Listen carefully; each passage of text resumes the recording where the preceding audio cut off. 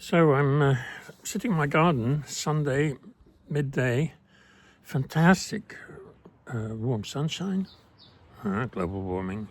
Shouldn't be like that at this time of year, but still, it's a lovely spring day. It feels like a lovely spring day, and let's see if I can show you. Well, I want to show the, see if I can show a bit of a garden here. Oh, there they are. Down there you can see snowdrops and crocuses. And okay, it's a bit of a mess at this time of year, but that's how we like it. Yeah. Right. Now, it's kind of a waiting time at the moment, a long waiting time. Of course, my sort of main interest is Lucy Letby, but there's nothing happening at the moment, right? There's nothing happening at the moment because the reports are being completed to go into the TCRS, and in a long time nothing is going to happen, and the wheels of justice just creak slowly, imperceptibly, and there's not going to be much new news for a while. In the background you can see a chicken shed, chicken mansion, no chickens, they got eaten by a fox, very traumatic. Anyway, so what I do at this time, well, what I do, being retired, one of the main things I do is go to social media and waste time and procrastinate many things which are pretty urgent to do in the house and the family and so on and so forth in the garden.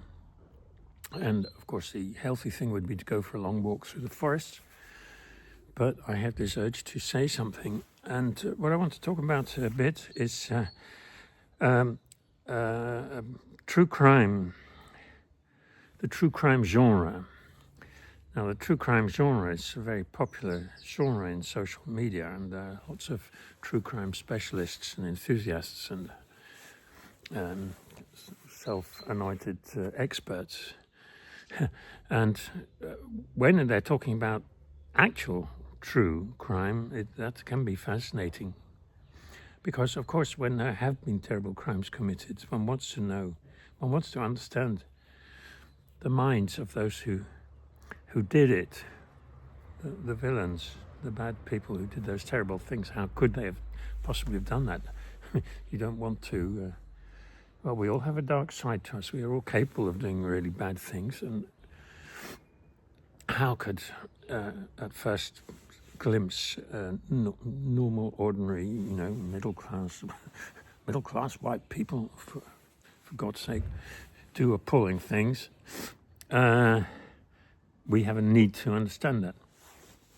And there are people who cater to that need and, of course, make a good business out of it.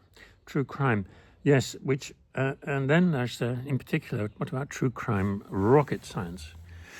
Now, I'm a statistician, and when a statistician was attempting to give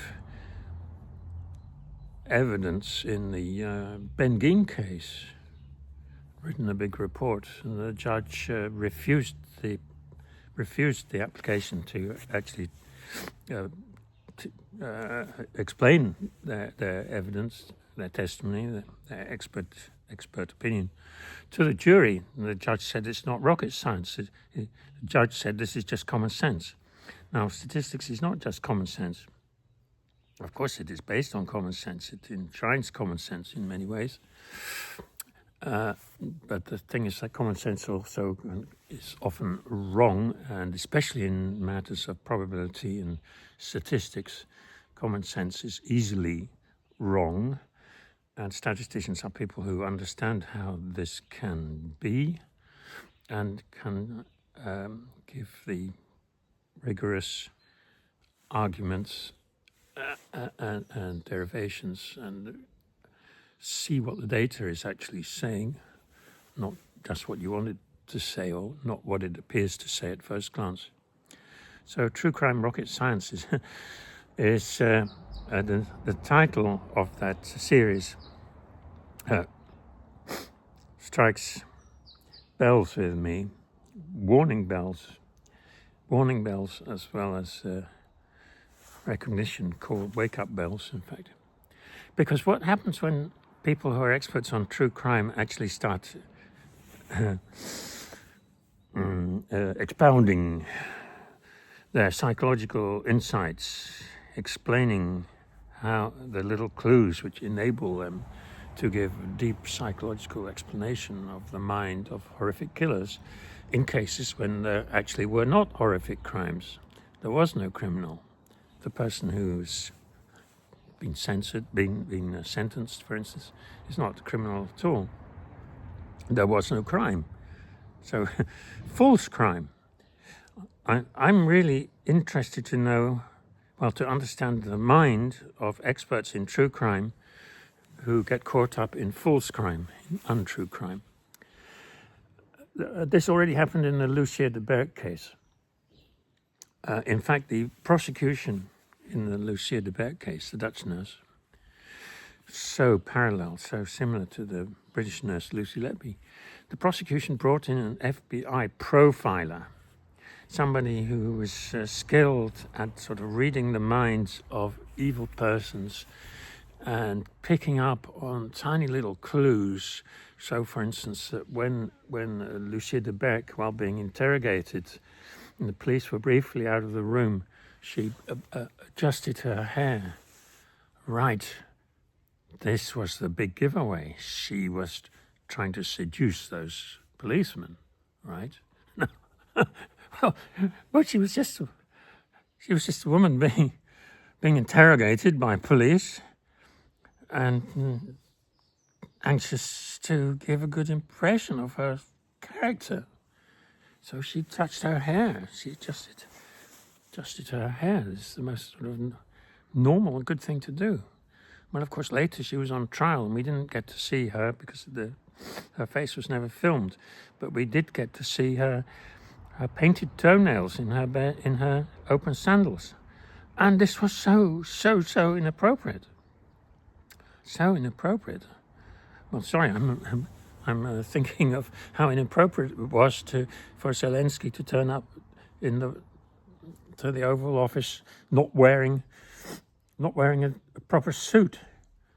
Oh my God! I mean, he talked to Trump numerous times. He'd met Trump before. They were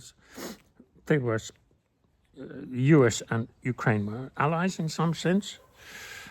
And and people tell him, and people scream blue murder because he wasn't wearing a suit when he came into the Oval Office, and how this is disrespectful of America's hallowed whatevers.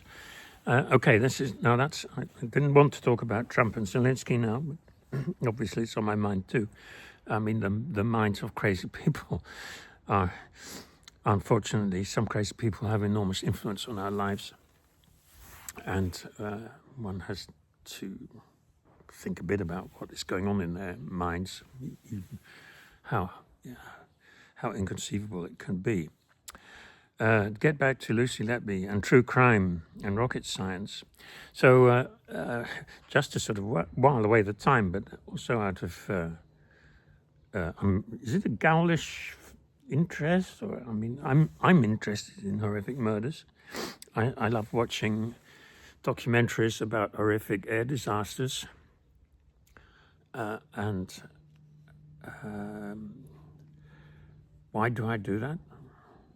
Well, it's fascinating. It's fascinating watching how investigators carefully figure out what happened and how it happened and why, and what unfortunate chain of some coincidental and some sort of, accidents waiting to happen, things conspired together to create a perfect disaster, and how through careful detective work without any preconceptions manages to uncover what most likely did happen, and resulting in things being done to make air travel safer than it ever was before. Such investigations should be done in major miscarriages of justice, of course, but unfortunately first they have to be seen to be major miscarriages of justice. So I was watching, in particular, first of all I watched the Netflix series on the Gabby Petito case, and then later, and from there I got onto seeing what a true crime rocket science, a guy with a kind of Dutch surname, Nick van der Leek, no, I'm not sure how he would pronounce it, spelled L-E-E-K, van der Leek, and it sounds very much like a Dutch surname, van der Leek, which is the surname of famous Dutch, well, not terribly famous, but quite famous Dutch painter around the time of Mondrian, somewhat, you could say, school of Mondrian type, or imitator of even, Bart van der Lek, who's actually a family of mine. Well, not biological family, but okay, my wife's aunt surname was van der Lek, and that uncle of hers was indeed related to the Dutch painter Bart van der Lek. And I say this because Nick van der Leek has also remarked on some of his true crime rocket science video YouTube films that he is related to a well-known Dutch painter, so I'm guessing that's Bart van der Lek. And I'd like to have a good chat with Nick van der Leek. I think his videos on the Gabby Petito case, right, about the young couple who are going on travels in their van through America, and she's an aspiring YouTuber, video influencer, and they initially are very much in love, it seems, and they're a rather beautiful couple, both of them, and everything goes terribly wrong. And okay, True Crime Rocket Science has got a number of, well, it put out videos at the time when the case was, as it were, live, when Brian and Gabby were both lost, and nobody knew what happened to them, and then later Brian turned up at his parents' home, and later it became clear that Gabby was dead, and it became clear that Gabby had been murdered by Brian.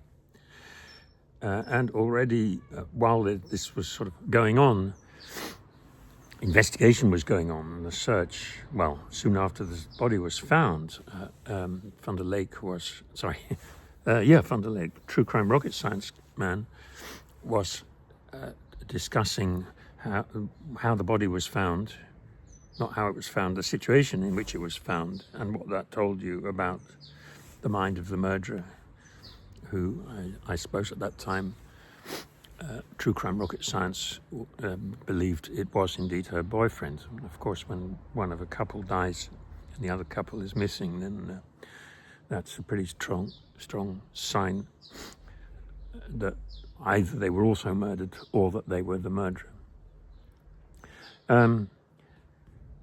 Well, so now more recently, a Netflix series has come out. I found it a beautiful, shocking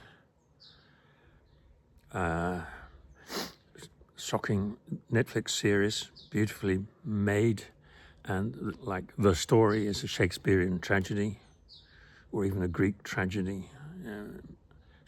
Two star-crossed lovers. I mean, okay, they had been lovers. They very pretty clearly weren't lovers anymore by the time he got around to murdering her. There's absolutely no doubt whatsoever that he did murder her, at least. Well, what is absolutely no doubt? It's pretty.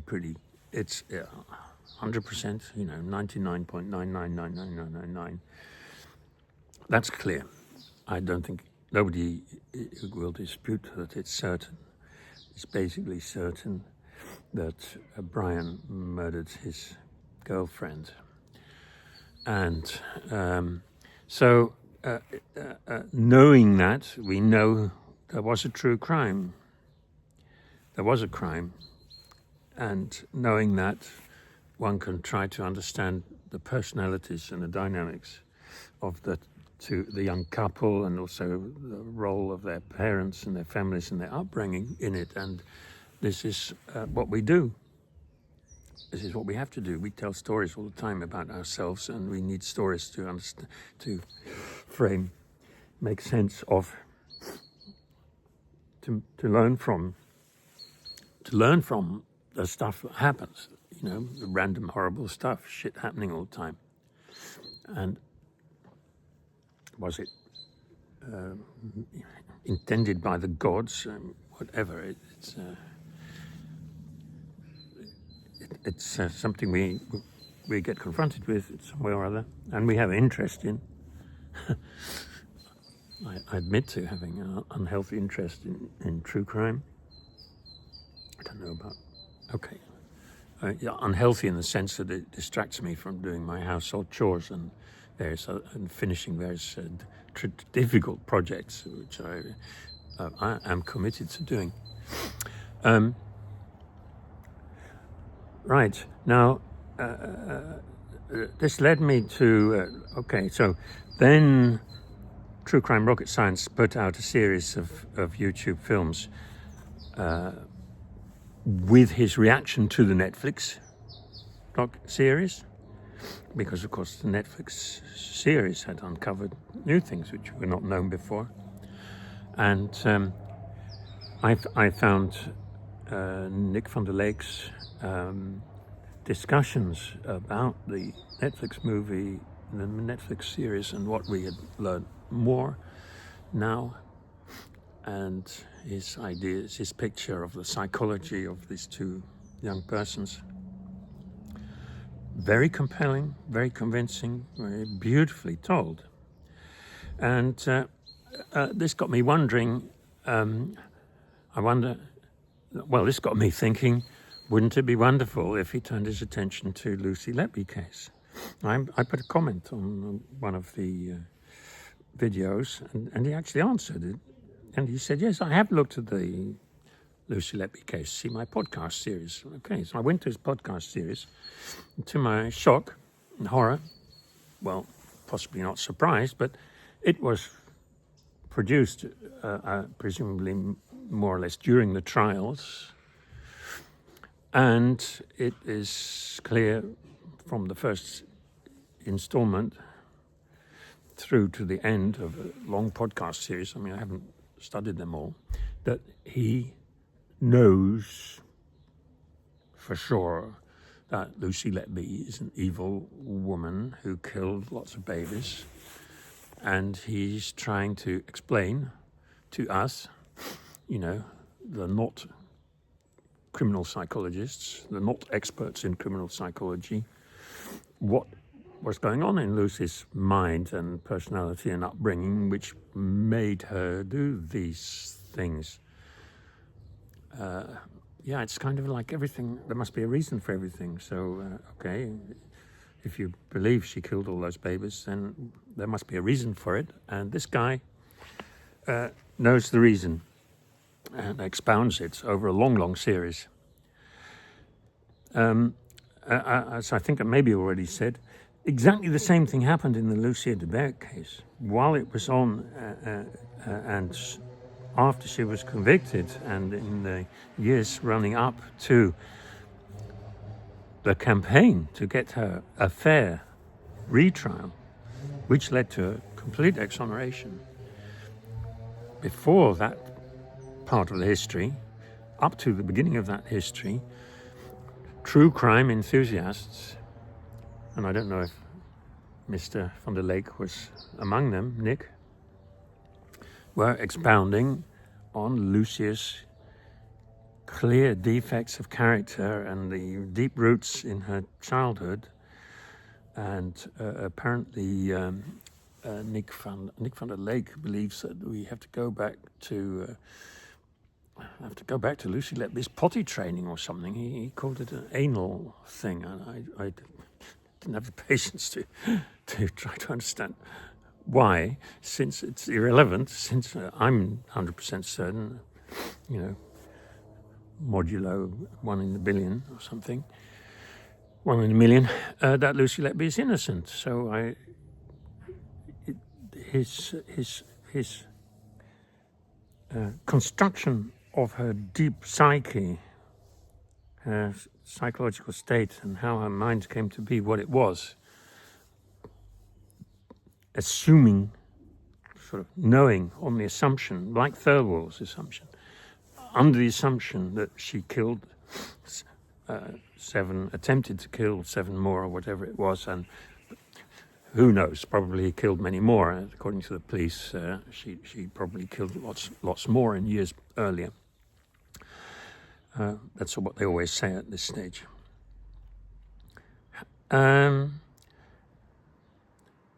Right, so that was sort of shocking, and anyway, it crystallizes out for me in this thing that criminal psychology.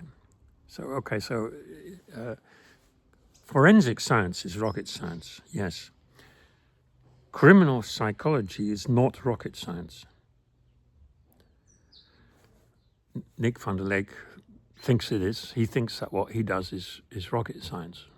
I mean, he's very experienced. He's studied lots and lots of horrific cases, and he thinks he has a deep psychological, he has abilities to unravel the psyche of evil persons and, put the deep character flaws, locate their origin, their genesis in childhood traumas or whatever, or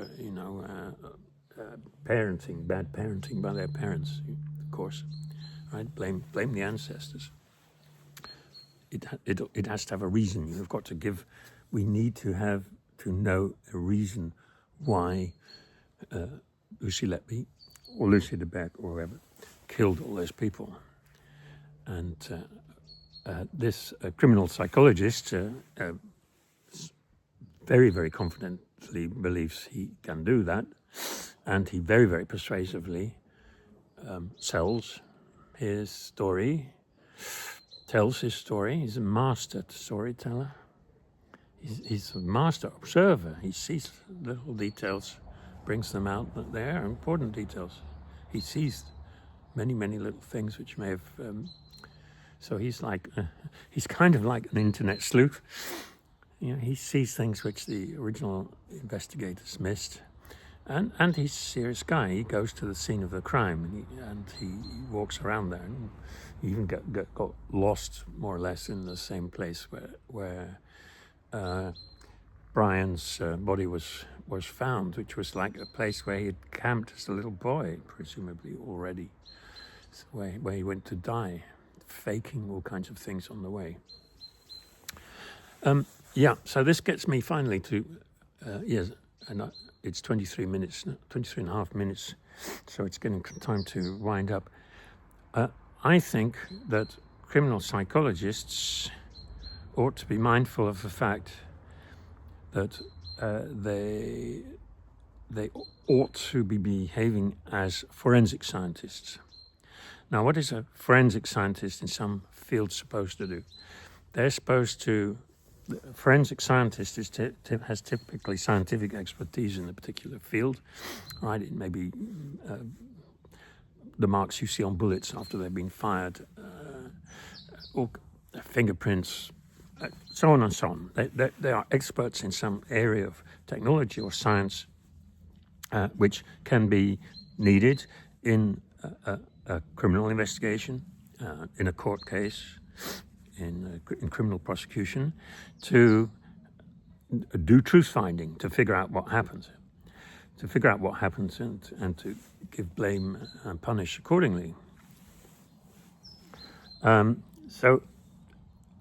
Forensic scientists should very strictly stick to their field of expertise. So fingerprints experts should say what the fingerprints are telling them from their experience and knowledge of fingerprints.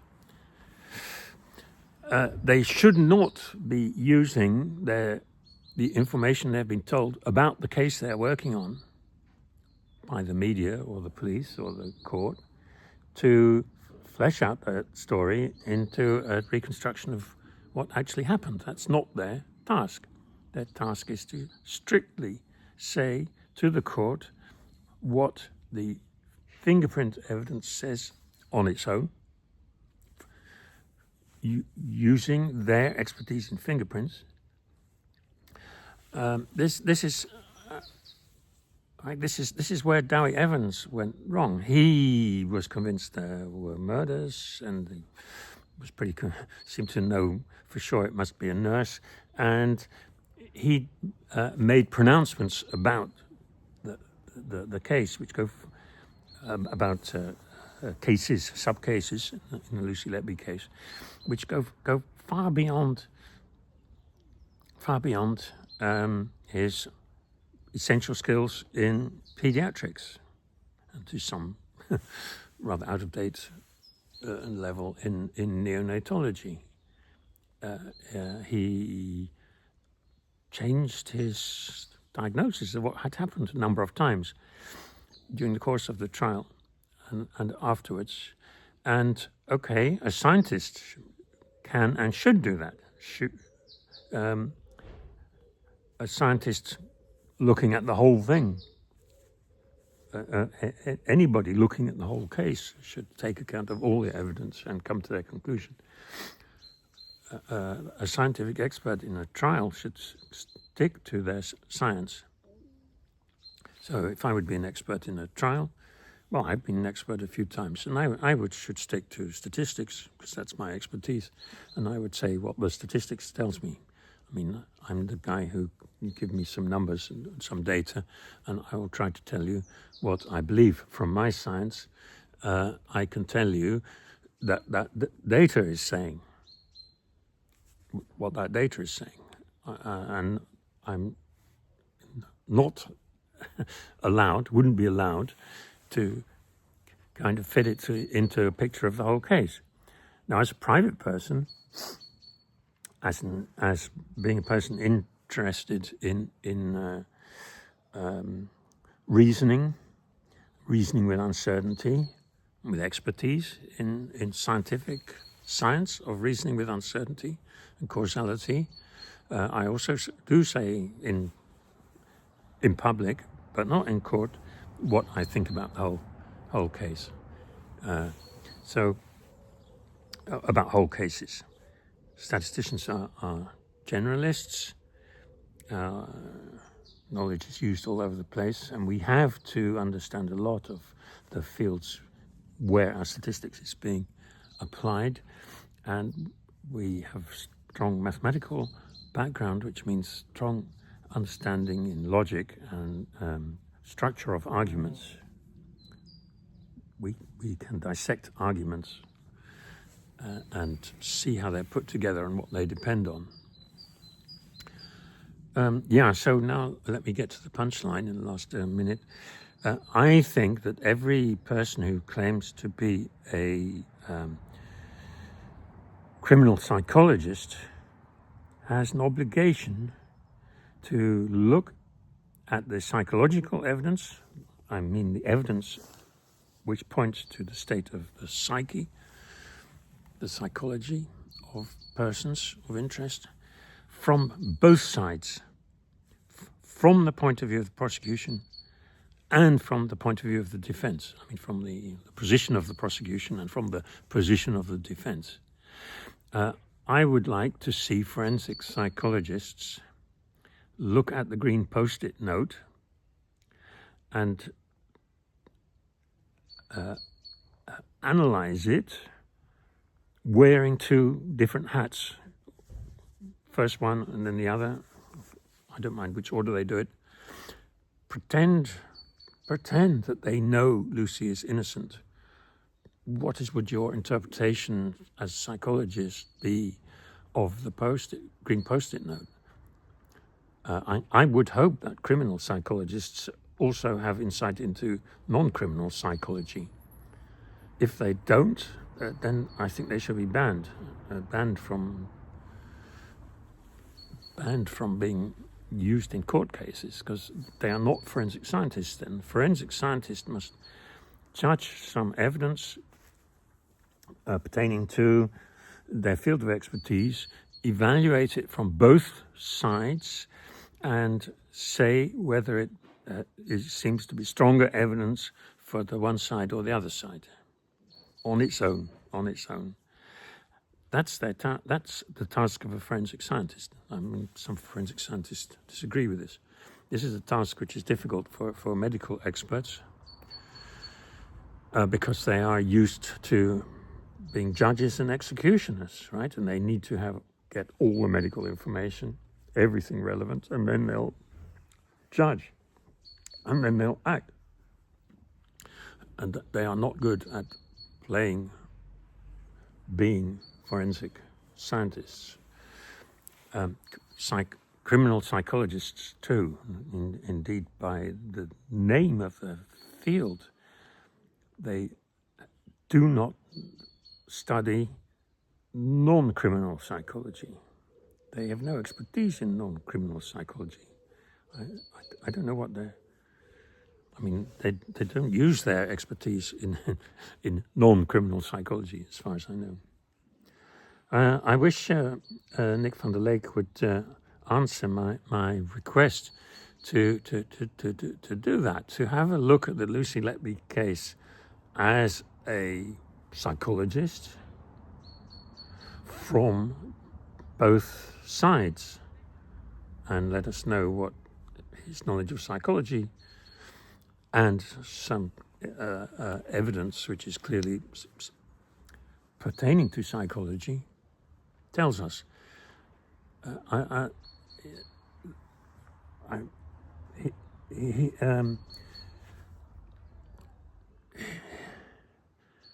That's what the prosecution already did. I mean, without making any use of a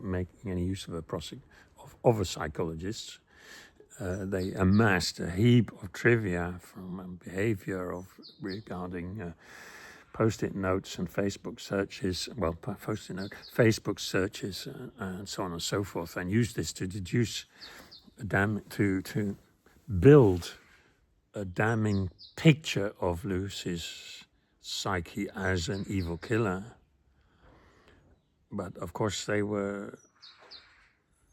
prosecution was prosecuting. The prosecution had decided she was an evil killer and were only working to get support in the minds of a jury for their foregone conclusion. So the CPS is not populated by psychologists. Not quite sure who it's populated by. Yeah, so please, Nick van der Leek, as an example, take a look at the green post-it note, and please tell us what your idea as a psychologist is from 2 points of view, from pretending to know that Lucy is a killer and for pretending to know that she's innocent. So these are 2 exercises. Carry out those 2 exercises. Give your psychological analysis of the state of this person from those 2 points of view, as if those 2 points of view were known by you to be true. And then let's see which picture is more coherent, which story you tell about the post-it note from those 2 points of view is a more coherent story, which makes more sense of what's actually written there. Please do take account of the circumstances in which it was written. We don't know very much about it, except that she was advised to do exercises like this because she was out of her mind with worries and anxiety and PTSD and being medicated too, probably at the end of a long struggle with the consultants and the hospital. And she desperately wanted to have her job back. And she had been persecuted by that time for many years. unjustly persecuted if she was innocent, right? Well, justly persecuted if she was guilty. But either way, she'd been persecuted for all those years. Does it make sense that she would write that green post-it note if she was guilty? She would write what she wrote. Can you make sense of that? Well, I'm afraid. What I fear is the following: that a criminal psychologist will deliver whatever they're asked for, and will be able to paint a story, a psychological story, which sounds utterly convincing, utterly equally convincing, from both points of view, which would prove my point that criminal psychology is a waste of time, right? If a criminal psychologist who's working for the prosecution and a criminal psychologist who's working for the defense can come up with equally convincing stories based on the green post-it note, then this tells us this is not science. This is fantasy, storytelling. It's bad because it means these people are basically guns for hire. I mean, they don't think they're guns for hire, but they do deliver. They're hired by one side or the other, and they will deliver. And I'm worried that criminal psychologists are not very often hired by the defense and don't have experience working for defense. Right. Okay, 36, nearly 37 minutes. That's it for today.